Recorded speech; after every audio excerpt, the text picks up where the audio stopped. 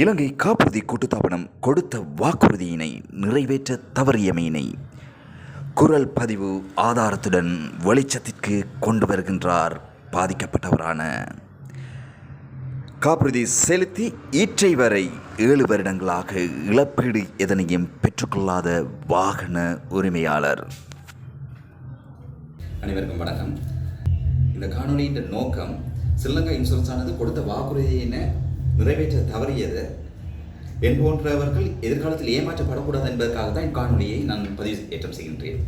அதாவது கடந்த வருடம் 9 மாதம் 17ஆம் தேதி சர்தாபுர பகுதியில் வைத்து எனது வாகனமானது இனந்தெரியாத காடியர்களால் தாக்கப்பட்டதை தொடர்ந்து ஸ்ரீலங்கா இன்சூரன்ஸ் தொடர்பு கொண்டு விபத்து பிரிவுடன் தெரிவித்த போது ஸ்ரீலங்கா இன்சூரன்ஸ் என்னிடம் தெரிவித்தார்கள் போலீஸ் வாக்குமூலம் தேவை என்பதனை.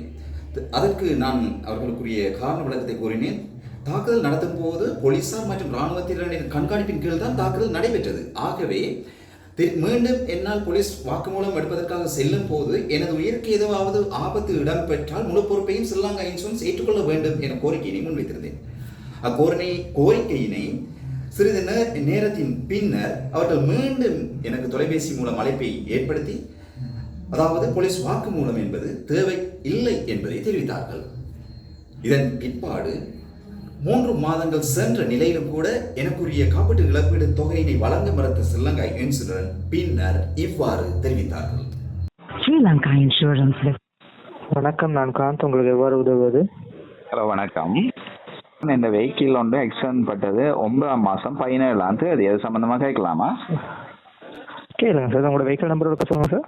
CAC 1682. CAC என்ன சார்? ஆமாம், CAC 1682. 1682. சார், என்ன விஷயம் தெரிஞ்சுக்கணும்?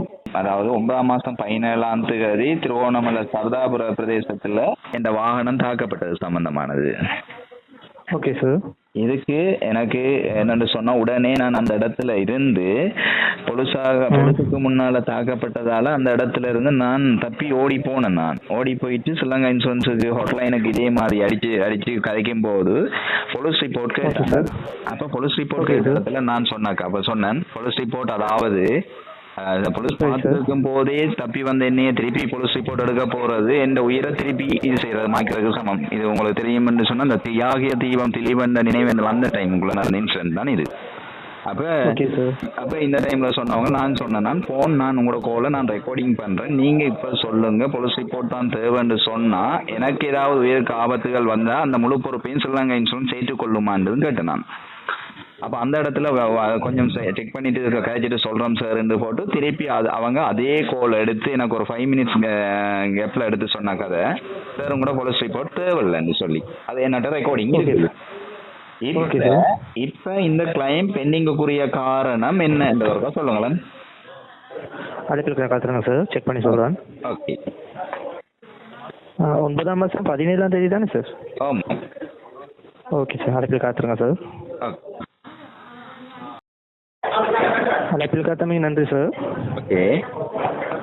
கடைசியாக நீங்கள் கால் ரெக்கார்ட் பண்ணீங்கன்னு சொன்னீங்க, அது வந்து பேசுனது யாருன்னு தெரிஞ்சுக்க முடியுமா சார்? கால் சென்டர்லையா சார்? இதே ஹாட்லைன்லையா சார்? இது அதாவது ஆக்சிடென்ட் ஒன்று இன்ஃபார்ம் பண்ணின உடனே எங்களுக்கு கதைச்சாங்க கால் சென்டர், அவங்களும் ரெக்கார்டிங் பண்ணியிருக்காங்க. என்று சொன்ன இந்த அழைப்பு ரெக்கார்டிங் உங்களோட வாய்ஸ் இதே வருது தானே. இப்போ நான் என்னென்னு சொன்னால் இப்போ இந்த 2வது ஆப்ஷன் இதை தான் செய்கிறேன். என்னென்னு சொன்னால் நான் லீகலுக்கு போகிறதா ஸ்ரீலங்கா இன்சூரன்ஸை ஃபேமஸ் ஆக்குறதுக்கு விரும்பல உண்டு. நான் அதாவது இந்த இன்சூரன்ஸை 5 இயர்ஸுக்கு மேலே இந்த வாகனம் போட்டிருக்கேன். இது வரைக்கும் எந்த வித ஒரு கிளைமும் எடுக்கல நான். Okay sir. உண்டு.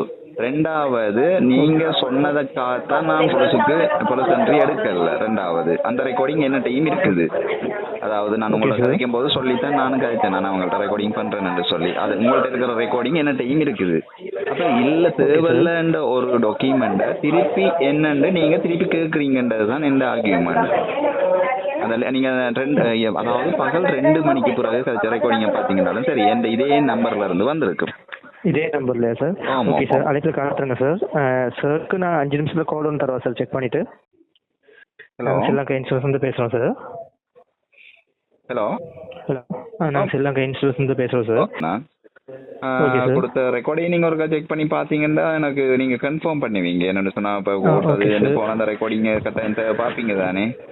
இப்ப ஓகே தேவை சார், இதுக்கு போலீஸ் ஸ்டேட்மெண்ட் ஒன்று எங்கள் சைடில் வேணான்னு சொல்லியிருக்காங்க தான் சார்.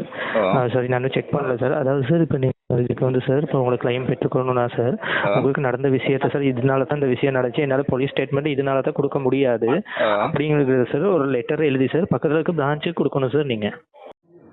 இவ்வாறு தெரிவித்த ஸ்ரீலங்கா இன்சூரன்ஸ் தற்பொழுது காப்புறுதி இழப்பீட்டு தொகையினை வழங்கவும் மறுக்கின்றார்கள். அநீதிக்கு எதிராக குரல் கொடுக்கும் ஊடகங்களே, இது உங்களின் கவனத்திற்கு.